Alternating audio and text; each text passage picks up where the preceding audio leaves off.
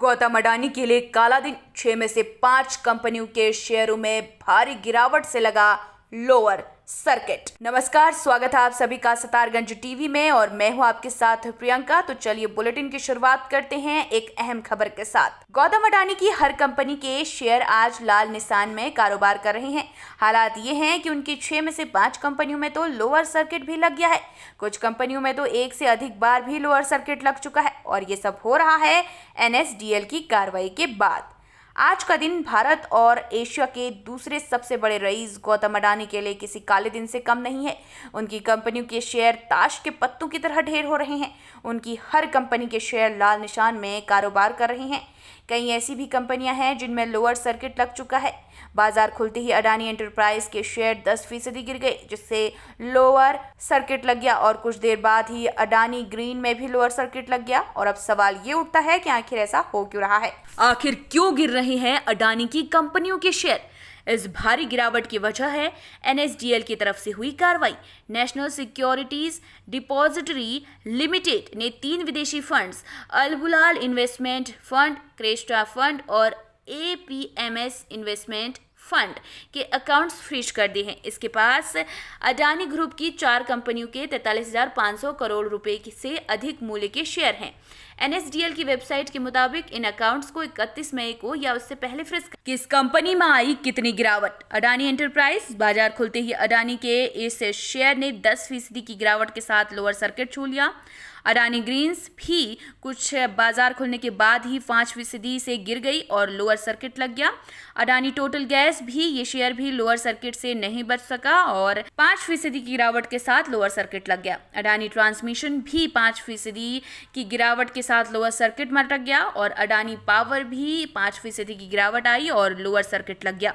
Adani ports सुबह 9:40 में इस शेयर में 17% से अधिक गिरावट आ गई, यानी कि इसमें भी लोअर सर्किट लग चुका है। अकाउंट फ्रीज होने का मतलब भी आप समझिए हैं। एक अधिकारी ने बताया कि अमूमन कस्टोडियन अपने क्लाइंट्स को इस तरह की कार्रवाई के बारे में आगाह कर देते हैं, लेकिन अगर फंड इस बारे में जवाब नहीं देता या इसका पालन नहीं करता तो अकाउंट्स को फ्रीज कर दिया जाता है। अकाउंट फ्रीज होने का मतलब है कि फंड ना तो कोई मौजूदा सिक्योरिटीज बेच सकता है और ना ही खरीद सकता है। इस बारे में NSDL, सेबी और अडानी ग्रुप को भेजे गए ईमेल का कोई जवाब नहीं आया।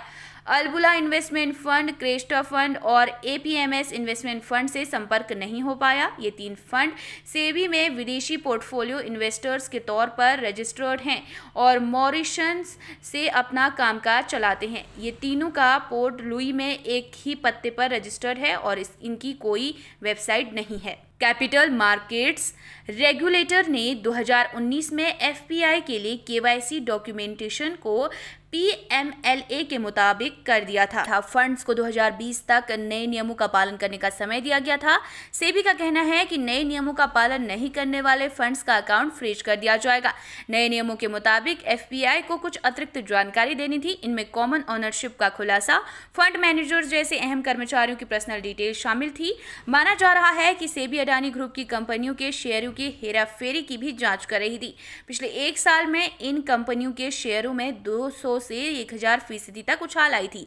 मामले में एक और जानकार ने कहा, सेबी ने 2020 में इस मामले की जांच की शुरू की थी, जो अब तक चल रही है। इस मामले में सेबी ने उसे भेजे गए सवालों का जवाब नहीं दिया। पिछले 1 साल में अडानी ट्रांसमिशन के शेयरों में 669%, अडानी टोटल गैस के शेयरों में 349%, अडानी एंटरप्राइजेस के शेयरों में 972% और अडानी ग्रीन के शेयरों में 254% की तेजी आई है। इसी तरह अडानी पोर्ट्स और अडानी पावर के शेयरों में क्रमशः 147% और 295% की उछाल आई। शुक्रवार को अडानी ग्रुप का कुल मार्केट कैप 9.5 लाख करोड़ रुपए था, जिसकी बदौलत ग्रुप के चेयरमैन गौतम अडानी एशिया के दूसरे सबसे बड़े रईस बन गए थे।